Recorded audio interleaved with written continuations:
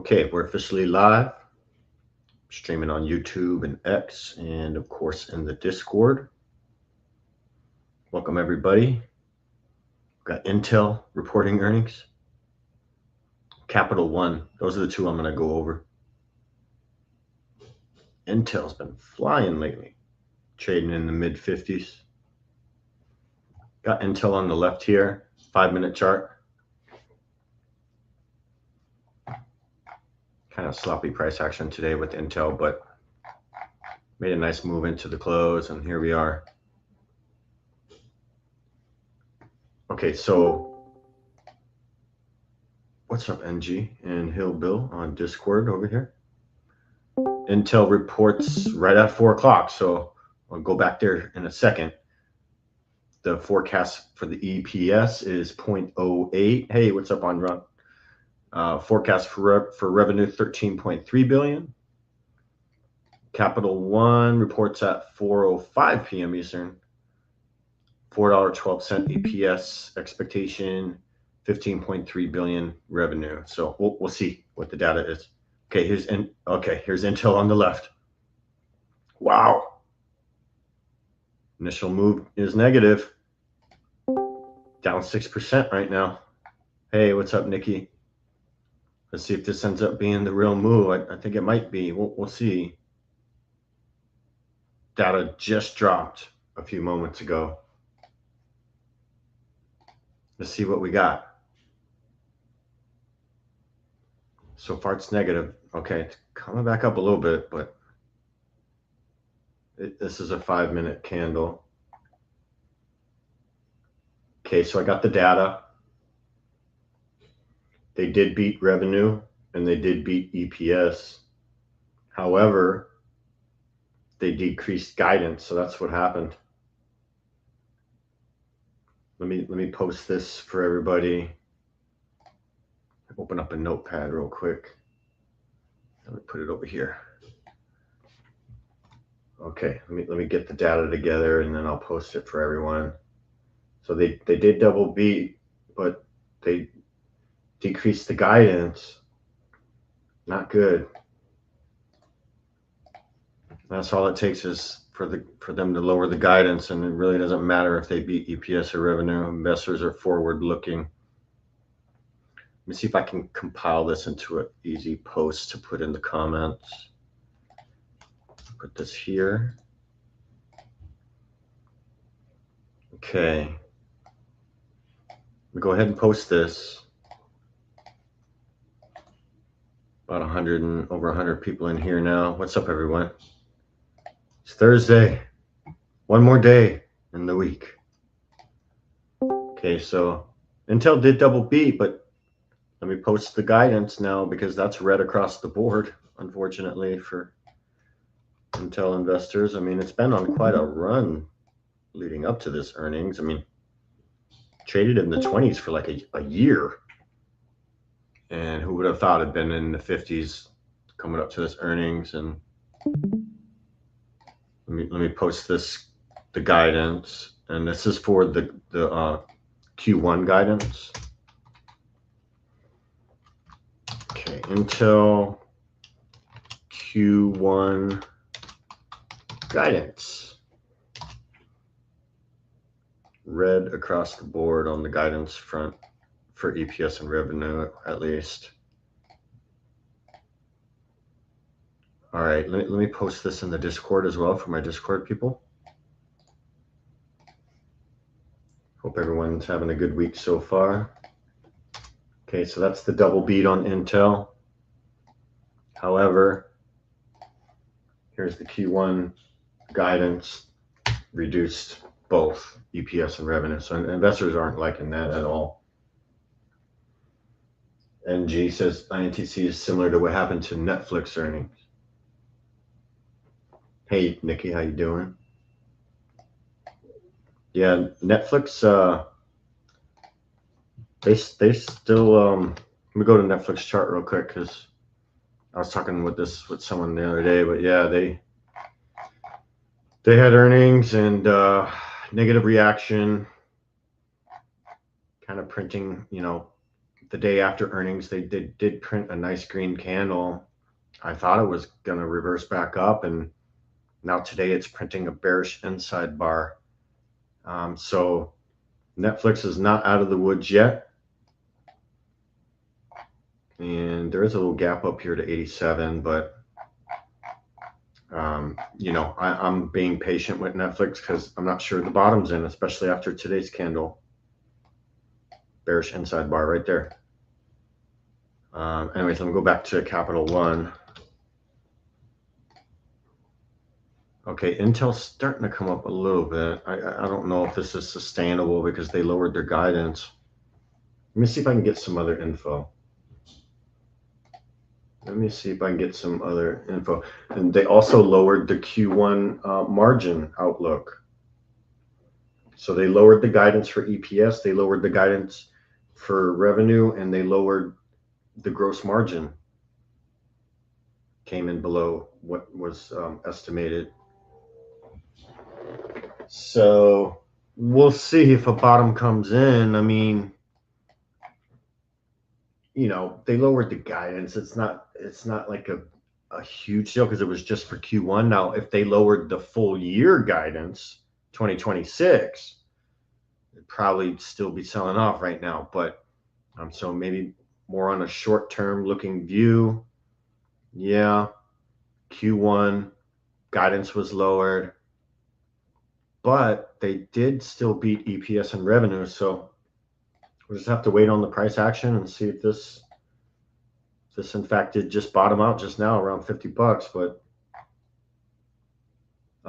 supply and operations side note for Intel, they expect available supply at lowest level in Q1, then improving in Q2 and beyond. Okay, so just a little bit of a speed bump for they're expecting in Q1 for Intel, but they say after Q1 things should improve in Q2 and beyond. So I guess that you know, that helps kind of combat the negative. You know, them lowering the guidance is negative, so maybe that helps combat that. Them saying, okay, it's just like a short-term deal here for Q1, then Q2 and beyond, they're right back in the swing of things. So that's kind of what I see right now with Intel's earnings data.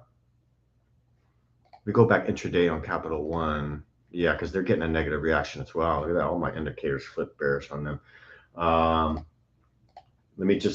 Let's find out when Intel's going to do their actual earnings web call. Yeah, let's do that. We'll figure out how to get there. I'll get the link for everybody. Okay, let's check it out. Give me 1 second. I'm going to put, I'll put a fib on this. Just kind of see where some of these levels are at. Okay. So $51.50 a share. That's probably S1, and then $50.50. So just like a $1 level between S1 and S2, just post market price action. Lower time frame levels. Okay, let me check out and see what's up with Intel.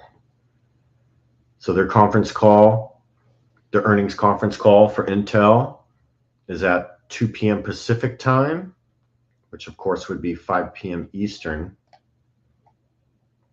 And if you want a copy of their actual press release, I'm gonna go right here, and yeah, I'll just post their investor relations page is it's INTC.com. So real easy link if you want to go there and dive deeper into their earnings. Here, I'll post it in Discord as well if anyone's interested in that.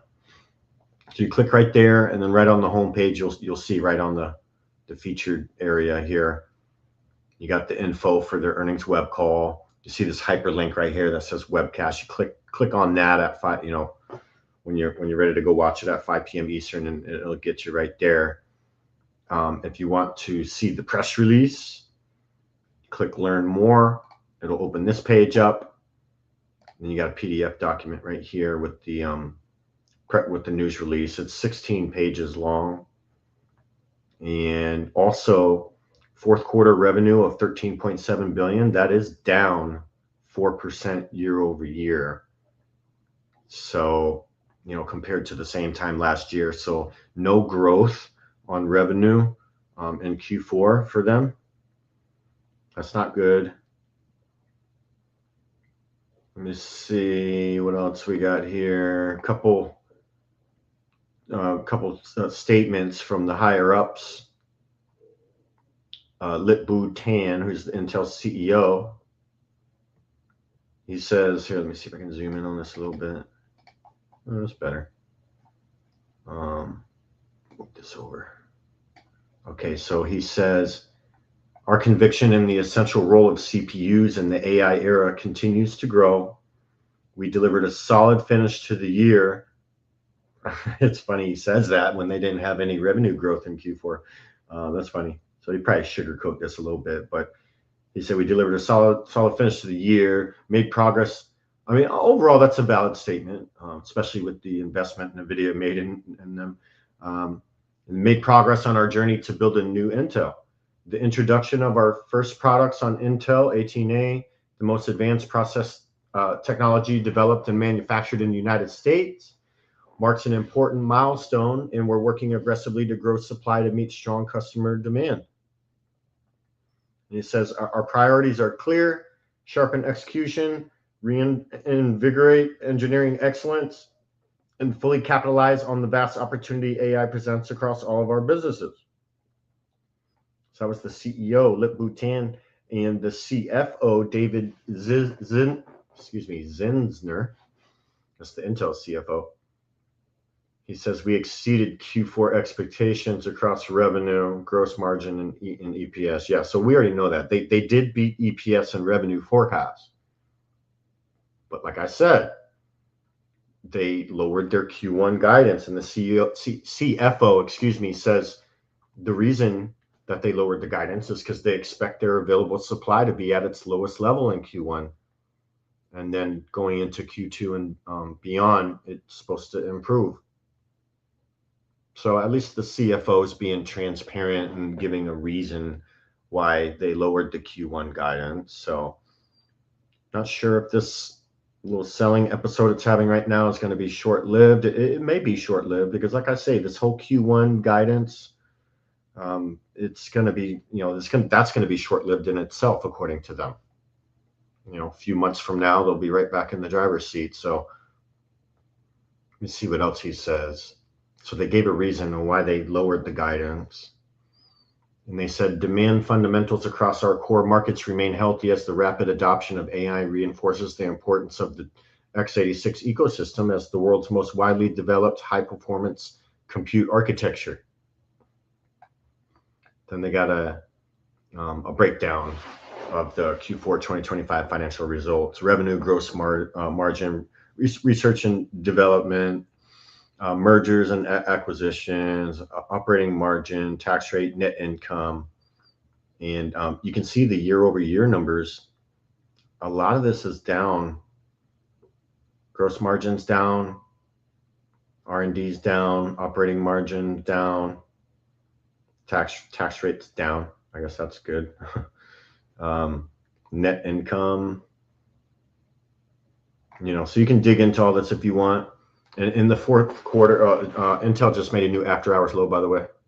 It could not retrace, so you have to wait for another bottom to come in. I'll adjust this fib level because it's making a new low, but Capital One also selling off here. So selling is not over with on Intel right now, and that's because of a lot of the things we just went over.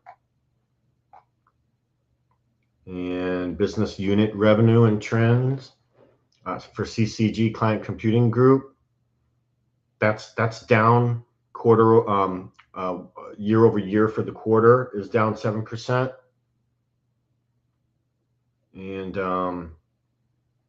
they got another line item here, all other, down 48%, and they didn't really specify what that was, but there's definitely some red here as far as red flags on their report for sure. And they go on to discuss some other things, just some statements and forward-looking statements, stuff like that. So yeah, there's definitely some negative stuff on this earnings report. Investors aren't really liking it too much, and it has been selling off. Now, also understand it's been on quite the run leading up to this earnings. You can just go to the daily chart here, and you can see, and Intel's just been on fire. It was trading sideways for a while. I was going over this yesterday with someone. It was trading in the 20s for a long time, like a whole year. Traded in this range in the 20s here. And then August of last year, this thing was off to the races. Had a few pullbacks, but I think that was market pullbacks as well. But yeah, quite the run. I mean, August. I mean, we're talking what? August, September, October, November, December, 6 months ago, this thing was trading at $20. And it was trading at $54.32 as of the closing bell today. Quite the rally Intel had the past 6 months for sure. So let me go back to intraday chart here.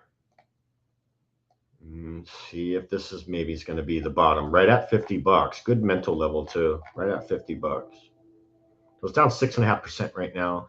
Their earnings web call is at 5 p.m. Eastern, so 45 more minutes for that. I'll come back to Intel here in a minute, but let's look at Capital One. Obviously a big financial institution there. And let's take a look. Let's see what their earnings data was. All right, let's take a look. Got a nice little graphic here by AI Stock Savvy. Appreciate that. So they missed EPS. The expected number was $4.14. They reported 3.86. They missed EPS by 6.7%. They did beat revenue. I think it more came in line, but they did beat it nonetheless. The expectation there was 15.4 billion, 15.47 billion, and they reported 15.58 billion. So kind of a mixed bag with Capital One as far as the top lines go. Let's see what else I can find on them, because it's got to be more than just that. I wonder if they also lowered guidance. Let's see, EPS. Okay, so they missed EPS, they missed revenue. Let me see if I can fit all this on one line here. I know I can in the Discord. Okay, so that's Capital One's earnings results. So they beat revenue, missed EPS. And they also made an announcement, a definitive agreement to acquire Brex for $5.15 billion. Let me go back here real quick. Let me see if I can fit all this on in the comments on YouTube. Yeah, looks like I think it'll let me. See if I can fit it all there. It might all get jumbled up. Yeah, well, that's okay. That's fine. So that's for Capital One. So they beat revenue but missed EPS, and they announced that they're acquiring Brex for $5.15 billion. Got a little commentary here from Capital One. The founder and CEO, Richard Fairbank, he says our fourth quarter and full year results reflect solid top line growth and strong and stable credit performance. Years of strategic preparation and our choices to consistently invest to sustain long-term growth and returns enable our results and put us in a strong position going forward. I'm struck by the number and quality of the opportunities we have before us. Okay. Let's look at a few other things here. I'm going to find out when Now, the implied move for Capital One is about 4%. So that's just kind of what's being priced in. They closed the regular session at 235. It's 4% of that. Yeah, it's like a $9 or $10 move. They're down to over $12 right now. So they've already exceeded their expected move. Let's see here. I want to find out when Capital One's going to do their call.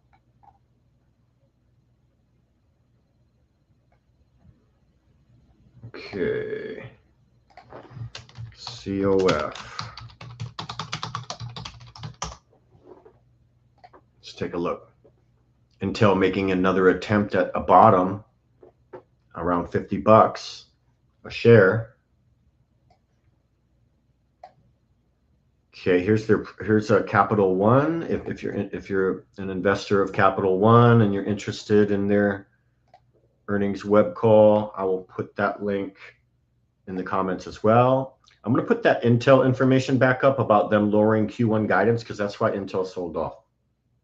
That's the most important thing to take from that price reaction there. We got exactly 420 people tuning in right now. What's up, y'all? Swinging Bull here, back for another earnings stream. This is the last earnings stream this week. I do these every Tuesday, Wednesday, Thursday. So I'll be live trading with the Discord tomorrow. That should be fun. All right, back to Capital One real quick. So if you go to that link I just put in the comments, that'll take you to their press release, well, to their investor page, and then right there, the first post there on their latest press release, that's their earnings release right there. So we already kind of went over a little bit of this. So they beat revenue, but they missed EPS. And I just want to see here, gain on sale of home loan portfolio. They lost money there. FDIC special assessment was, they took a loss there. Total net revenue increased 1%. All right, I'm just kind of looking for red flags here because obviously investors aren't liking this. Pre-provision earnings decreased 12%. Okay, that can be looked at negatively for sure. Provision for credit losses increased by 1.4 billion. Net charge-offs 3.8 billion. Okay. Net interest margin 8.2%, decreased to 10 basis points. Let me look at some other things here. Just looking for red flags because it had a negative reaction. Interest-bearing deposits rate paid decreased 11 basis points. And you can get all this info from going to investor.capitalone.com. Okay, and they're going to do their earnings web call at 5 p.m. Eastern as well. So the same time that Intel's doing theirs. So let me move this out the way. So definitely some red flags on Capital One. More red flags on Intel because of them lowering the Q1 guidance. So it might be a little short-term pain there, but it shouldn't be. I mean, if you've been holding Intel for a while, since they were trading in the 20s, this little pullback shouldn't hurt you. It's like a drop in the bucket. I mean, it's still trading above $50 even after this negative reaction. So I think the Intel bulls will be just fine. And maybe wait for some higher lows to start printing, and maybe it could be looked at as a little bit of a discount from where it closed the regular session today, because it is down almost 6% right now in after hours. So we got the results for Intel. We got the results for Capital One. I'm going to draw a fib on Capital One, just to see what's going on with this thing. I'm going to put it right where it closed the regular session, right here, right around 235. Okay, so it has printed a few lower lows and lower highs on the 1-minute chart. And I know it's the 1-minute chart, but the data was just dropped. So these are the only candles we really got to work with here. But you can see the lower lows coming in. So bottom for Capital One, not in yet. I want to see higher lows and higher highs. Okay, this is clearly still downtrending right now, even though it's popping up every now and then. All right, so keep your eye on that. We want to watch for higher lows and higher highs, specific levels to the upside. Let's say 225. That's basically the 25% retrace from the low of after hours. So 225. And then my next level up, let me get rid of this thing here. There we go. The next level up is going to be 230. That's the golden fib. If you can get back above the golden fib, I'll feel pretty good that it's probably going to come right back up. But it's got some work to do because it's still making lower lows and lower highs. So just keep your eye on it. But I like it holding above 225 for, you know, at least an hour. And I'm just talking about post-market price action, not big time frames. But, you know, hold above 225 for a good bit. And then I'd be looking for it to make a run back to 230 at some point. Could be a trade there. Not financial advice, just some levels I see, just using the fib levels. My math people know what I'm talking about. Okay, let me hide that too. All right, it's almost 4:30. Don't really got anything in the Discord. Everyone's just kind of hanging out, chilling. It's Thursday. Tomorrow's Friday. I'm going to have some fun tomorrow in the Discord. I always do. I mean, I have fun in the Discord every day. But anyways, we got our reactions. Price action on SPY in the trip queues today. Overall sloppy, to be honest with you. I mean, if it wasn't for the positive pre-market little gap up action it had, this thing would be red right now probably. But because it had a positive pre-market, you know, S&P and NASDAQ and the Dow, they all held nice and green today. S&P was up 0.5%. NASDAQ was up 0.7%. The Dow was up 0.6%. So all three major indexes, all green across the board. VIX was actually down. It's nice to see that come down from 20 a bit. VIX just over 15, between 15 and 16 right now. 10-year yield was flat. The dollar index was red. And yeah, just kind of a quick summary of what happened, you know, how the markets performed today. Let's talk about some spread trades to wrap this up. I got another winning spread trade. I got like eight of those things in a row now. Oops, I just closed down the Discord. Let me go back in there. They're going to be like, because I'm still streaming on YouTube and X, I accidentally just closed down my Discord. They're going to be like, why the hell did he leave? Let me start that back up real quick. I'll be like, whoops, sorry, I just dipped out on my Discord, people. Here, let me move this over and jump back in the stream for them. They're going to be like, where the hell did he go? All right, let me go back to I'm streaming in the free live stream. All right, sorry about that, my Discord people. Tammy's here too. What's up, Tammy? I accidentally X'd out of the Discord. I was just trying to maximize the screen.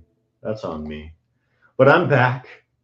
I wasn't running out on y'all. That was hilarious. All right, let me go to my alert channel in the Discord and let's look at this spread trade that I won.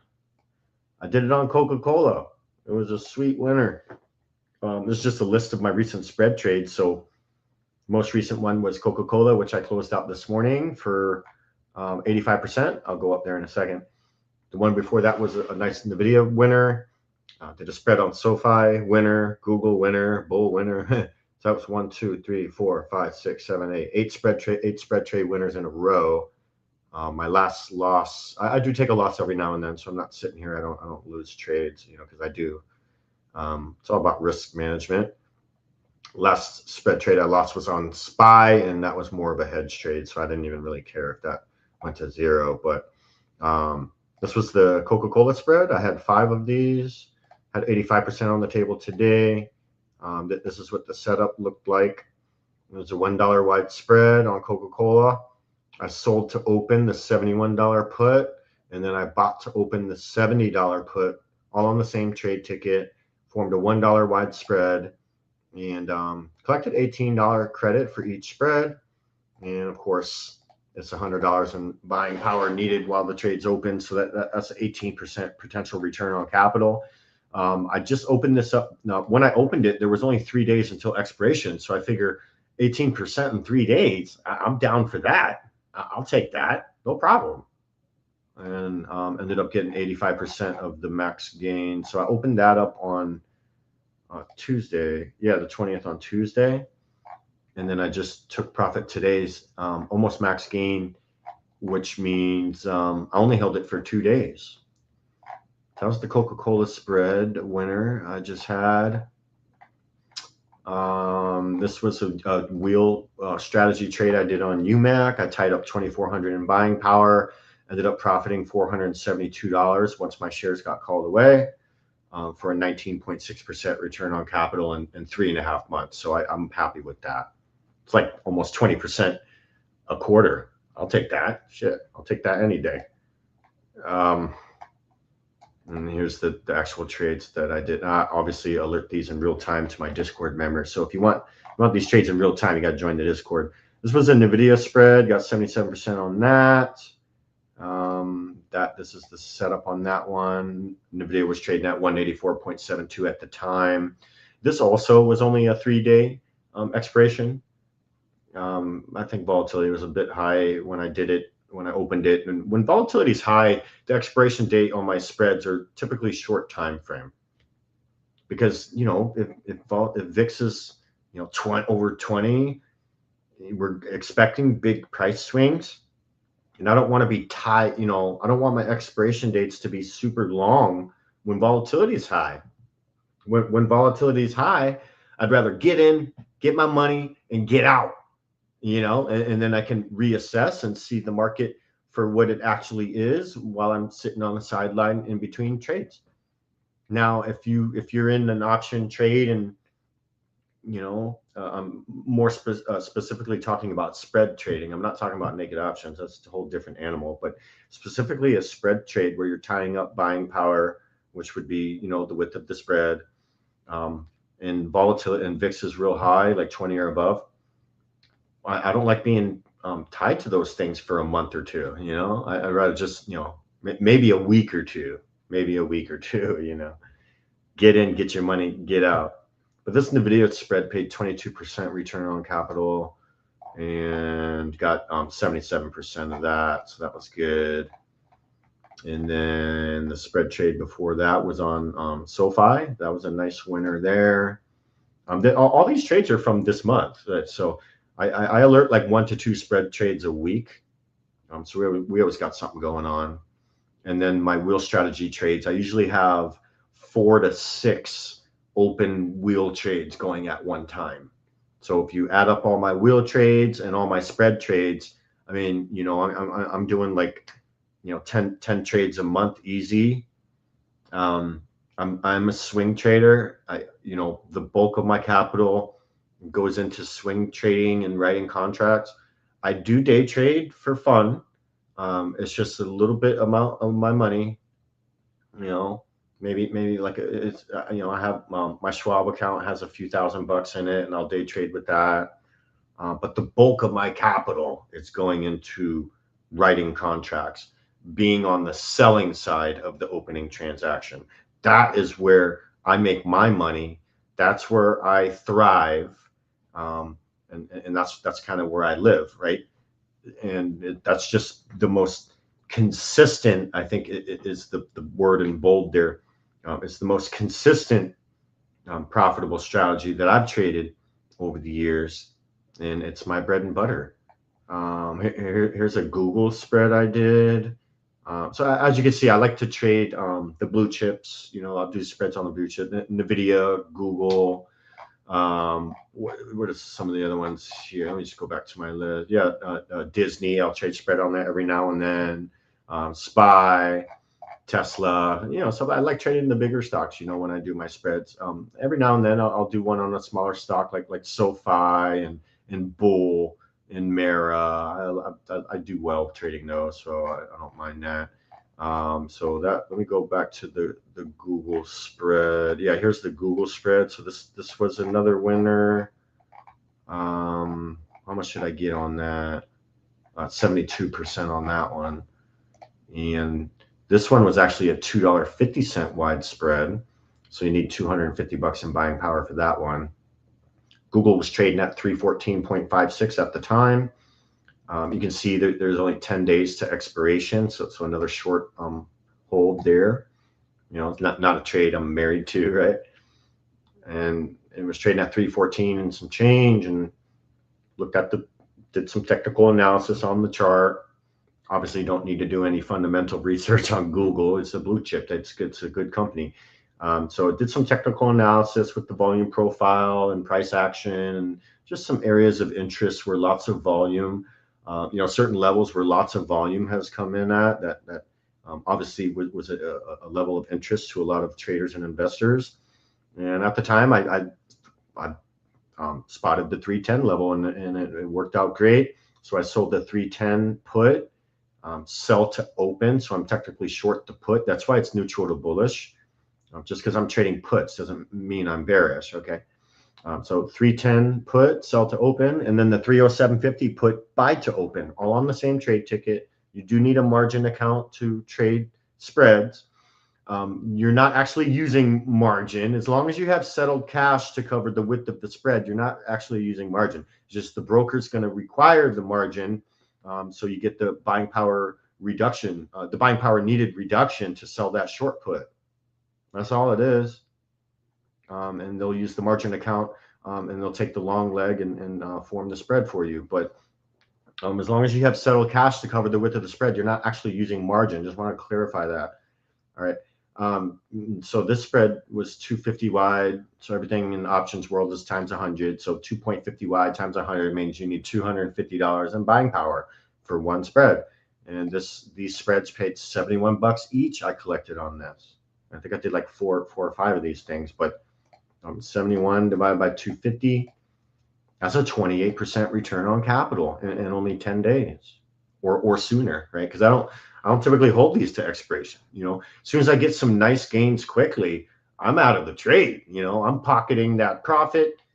I'm buying it back for less than the credit I received when I open it. That's how we make money on these credit spreads. So we're collecting credit on the onset of the trade. So what do we do when we close it out? We actually have to pay a debit. But as long as that debit you're paying when you close it out is less than the credit you received when you open it, you pocket the difference. That's how we make money on these, okay? So it's great. I love it. I love trading this way. And that was the Google spread. But yeah, anyways, just wanted to, you know, I'll do that at the end of these earnings streams. I like coming on here at the end and just showing everyone what I've been trading lately, some of the tickers I've been trading lately. And it's pretty obvious what I've been trading lately. Coca-Cola, NVIDIA, SoFi, Google, Bull, Disney, Mara, another NVIDIA trade. I've been trading a little bit of JetBlue while it was below the fives. I made some great money on that. Got 20% return on capital on my JetBlue trade. Was very happy with that. You know, so I just like to keep everyone up to date on the types of tickers that I've traded recently. And you know, I have a lot of fun in here. So if you're looking for a new home, check the links in the description. We're always you know, welcoming new members and excited to show people the ropes and show people how to create some financial freedom. Yeah, let me move this back over. It's almost 440. That's really all I got for today. Let me just take a quick peek at Capital One and Intel again. Okay, both stocks look like they're trying to bottom. I still don't know if Intel is going to be a dead cat bouncer now because it can't get over this 25% retrace, which is now 51, around 51 a share. Needs to get back over 51 so we can at least eliminate, you know, the potential dead cat bounce there. And if it can get back above 51, I'd be looking for it to get back up to like 52.75, around there. That's the golden ratio. So that's what I'd be watching for the bulls. So it's still got some work to do. Intel's, you know, intraday typically is not a big mover. But like I say, over the past 6 months, it's gone from 20-something dollars a share all the way up to 50. So, you know, and that's thanks to NVIDIA's push they gave them.